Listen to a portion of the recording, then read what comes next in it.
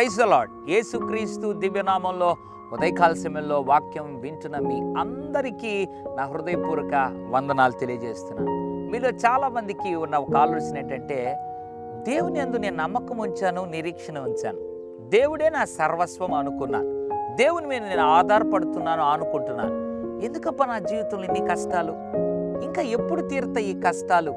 ఎప్పుడు తీరుతుంది ఈ యొక్క అప్పులు, వ్యాధులు, బాధలు, దుఃఖం, అవమానం, ఆందోళన అని ఉదయకాల సమయంలో బాధపడుతున్నావా?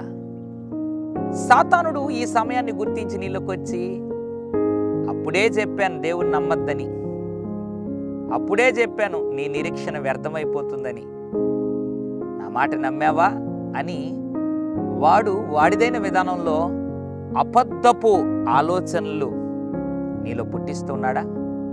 ఎంత మాత్రము నువ్వు ఆలోచనలకు లొంగిపోకూడదు, లోపడకూడదు. ఎందుకంటే వాడు ఎప్పుడు గుర్తుపెట్టుకో, అబద్ధికుడు, వాని యందు సత్యమే లేదు.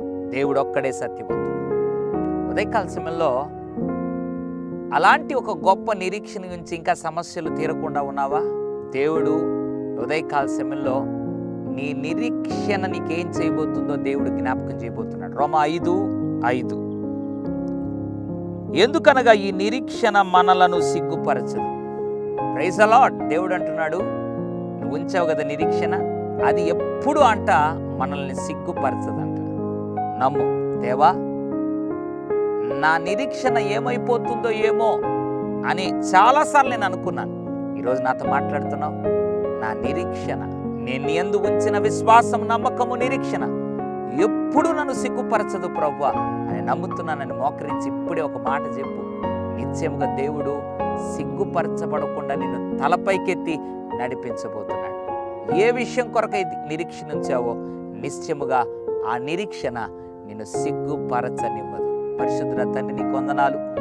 ఈ నిరీక్షణ మనలను సిగ్గుపరచదన్న వాగ్దానం బట్టి మా అందరితో మాట్లాడు. ఎంతమంది అయితే ఇంకా నిరీక్షణ ఉంచారో, ఇంకా విశ్వాసం ఉంచారో వారిని జ్ఞాపకం చేసుకొని సిగ్గుపడకుండా ప్రభువా వారి తలపైకెత్తి నువ్వు నడిపించి వారి ద్వారా నువ్వు మహిమ పొందమని యేసు నామములో ప్రార్థిస్తూ ఉన్నాము తండ్రి.